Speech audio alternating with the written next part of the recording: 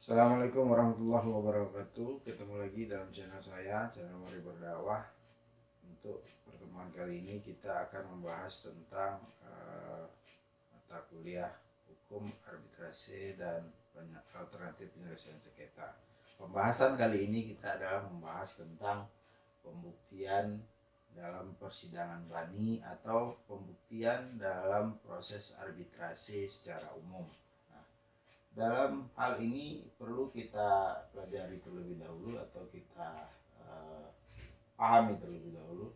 Pembuktian adalah suatu pemecahan perkara, bagian paling terpenting baik secara litigasi maupun secara non litigasi. Secara litigasi maksudnya adalah melalui perantara pengadilan negeri atau pengadilan umum, sedangkan secara non litigasi adalah melalui alternatif penyelesaian sengketa seperti contohnya arbitrase.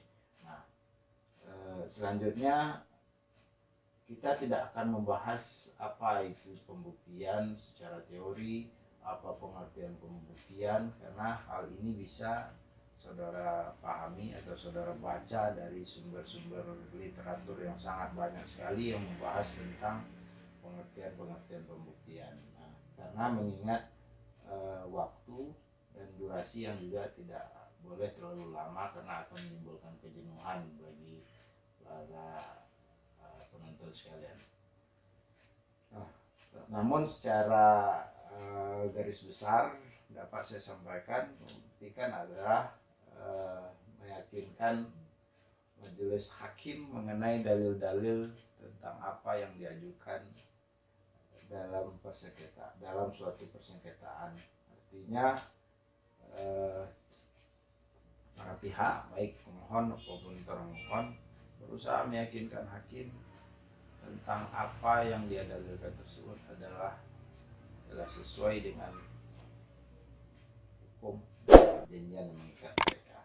Nah, itulah masuk pada bagian prinsip pembuktian. Prinsip pembuktian adalah landasan penerapan hukum pembuktian. Nah, maksud prinsip pembuktian di sini sama dengan prinsip pembuktian pada hukum perdata, di mana siapa yang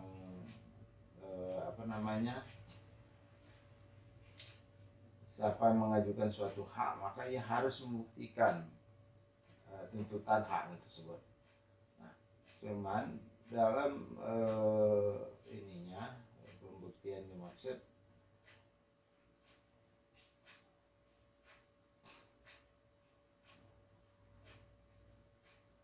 prinsip pembuktian adalah landasan penerapan pembuktian.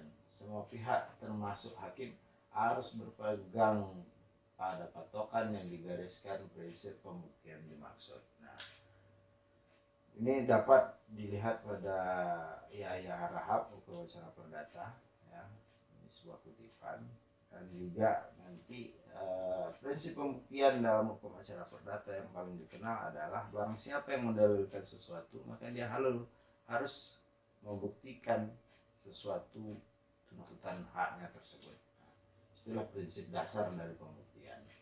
Nah, kalau kita mengacu kepada pasal 163 HIR atau pasal 1865 KUH Perdata, di sini akan ada yang namanya beban pembuktian atau burden of proof, adalah kewajiban bagi para pihak yang mendalilkan dan mengajukan suatu tuntutan hak kepada pihak lainnya atau pihak yang meneguhkannya melalui lembaga penyelesaian sengketa, maka dia harus membuktikan. Itulah yang dimaksud dengan prinsip pembuktian tadi. Siapa yang mendalilkan sesuatu maka dia harus membuktikan tuntutan haknya tersebut. Nah, kita masuk kepada alat-alat bukti. Nah, sama halnya dengan penyelesaian melalui pengadilan, arbitrasi juga mengatur tentang alat-alat bukti yang boleh diajukan ke majelis arbitrasi yang telah dibentuk. Nah, alat-alat bukti ini mengacu kepada pasal 163 HIR dan pasal 1865 KUH Perdata, di mana ada bukti tertulis, saksi fakta dan ahli, pengakuan, persangkaan, dan terakhir adalah sumpah. Nah, selanjutnya kita akan membahas apa yang dimaksud di dalam pasal 163 HIR atau pasal 195 KUH Perdata tentang pembuktian, maka kita coba membahas satu persatu tentang pembuktian. Nah, selanjutnya kita bahas tentang pengajuan bukti tertulis tanpa persidangan. Nah, kalau tadi kita sudah membahas tentang alat-alat bukti, A adalah bukti tertulisnya. Di dalam arbitrase, dalam persidangan arbitrase, pengajuan bukti dapat dilakukan tanpa persidangan. Khusus adalah bukti tertulis ya. Karena bukti tertulis itu dapat berupa dua bentuk. Pertama adalah akta otentik. Kedua, surat atau tulisan di bawah tangan. Kita tidak akan membahas secara khusus tentang akta otentik dan surat di bawah tangan, tetapi kita hanya akan membahas tentang pengajuan bukti tertulis. Nah, dalam persidangan arbitrase, pengajuan bukti tertulis tanpa persidangan itu dimungkinkan. Maka ketika saudara atau para pihak yang akan mengajukan atau meregistrasi permohonan penyelesaian sengketa di BANI khususnya, maka akan diminta alamat email. Nah, alamat email ini diminta oleh bagian registrasi. Tujuannya tidak lain adalah untuk adanya penyelenggaraan atau pemberian informasi mengenai persidangan yang dilakukan secara elektronik. Seperti juga dalam pengajuan bukti tertulis tanpa persidangan, maka ini hanya dilakukan melalui surat-surat elektronik berupa email. Saksi, fakta, dan afidavit. Nah, lebih unik lagi di dalam arbitrase ini, namanya saksi fakta tidak harus memberikan kesaksian atau memberikan keterangannya di depan persidangan majelis arbitrase. Nah, arbitrase membuka peluang ini dengan memberikan suatu wadah kepada para saksi fakta ataupun saksi ahli yang membuat namanya afidavit. Nah, afidavit ini mungkin bagi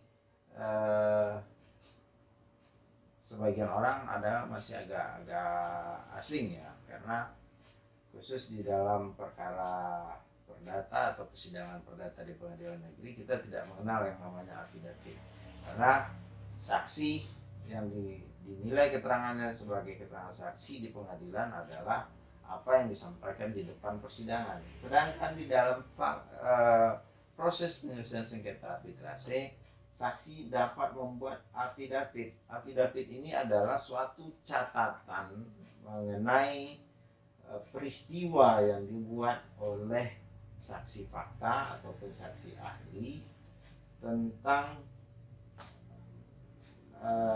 apa yang dia ketahui terhadap suatu peristiwa yang diajukan oleh pemohon atau termohon.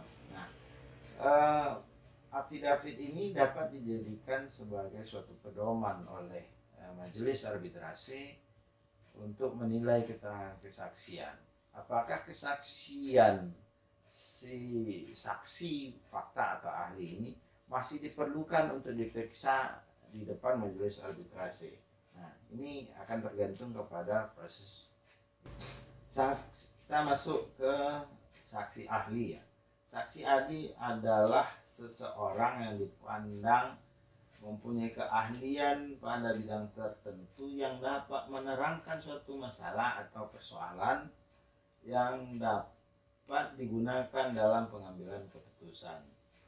Nah, ini diatur dalam pasal 154 HIR dalam Undang-Undang APS atau Arbitrase dan Alternatif Penyelesaian Sengketa, mengatur tentang ahli ini pada pasal 50 ayat 3. Ahli ini diminta keterangannya bukan karena pengetahuannya terhadap suatu fakta yang sedang terjadi atau sengketa yang sedang terjadi, tetapi adalah dilihat pandangannya secara keilmuan yang dapat memberikan penjelasan kepada majelis hakim kepada majelis arbitrase bagaimana posisi sebenarnya dalam perkara menurut keahlian yang dia miliki. Selanjutnya adalah pengakuan. Sama halnya di dalam persengketaan keperdataan pada pengadilan umum, pengakuan adalah bukti yang paling sempurna dan pengakuan tidak dapat ditarik kembali. Nah, ketika para pihak memberikan pengakuan di persidangan, maka hal-hal lain tidak perlu lagi untuk dibuktikan. Nah, selanjutnya kita masuk ke bagian persangkaan. Nah, persangkaan ini adalah bagian yang tidak kalah pentingnya dari suatu pembuktian dalam suatu penyelesaian sengketa ya. Karena jika kita merunut, persangkaan ini adalah posisi yang keempat setelah pengakuan. Kalau ada pengakuan, kita tidak lagi perlu ada namanya persangkaan. Nah, persangkaan ini adalah kesimpulan yang ditarik oleh hakim dari suatu peristiwa atau kejadian dalam persidangan. Karena itu bila yang memberikan persangkaan itu hakim, maka disebut persangkaan karena hakim. Sedangkan kalau persangkaan itu berdasarkan undang-undang, maka dikatakan persangkaan karena undang-undang. Persangkaan ini terjadi karena apa? Karena pertama harus melalui tahapan-tahapan pembuktian sebelumnya. Pertama harus melalui pembuktian secara tertulis. Nah, setelah pembuktian tertulis dilakukan, nanti lanjut kepada pemeriksaan saksi-saksi. Nah, ketika saksi-saksi sudah diperiksa, afidavit sudah diperiksa, nah selanjutnya baru hakim melakukan persangkaan. Nah, dalam persangkaan inilah hakim yang sering kita dengar, hakim akan memutuskan suatu sengketa atau suatu perkara minimal dengan 2 alat bukti yang sah ditambah dengan persangkaan hakim. Nah, ketika hakim sudah membuat persangkaan atau dengan lazim juga disebut dengan kesimpulan, maka bentuk akhir dari proses penyelesaian sengketa itu adalah putusan. Demikian penjelasan singkat yang dapat saya lakukan pada pertemuan kali ini atau pada video pendek kali ini. Mudah-mudahan ada manfaat. Terima kasih atas segala perhatian. Assalamualaikum warahmatullahi wabarakatuh.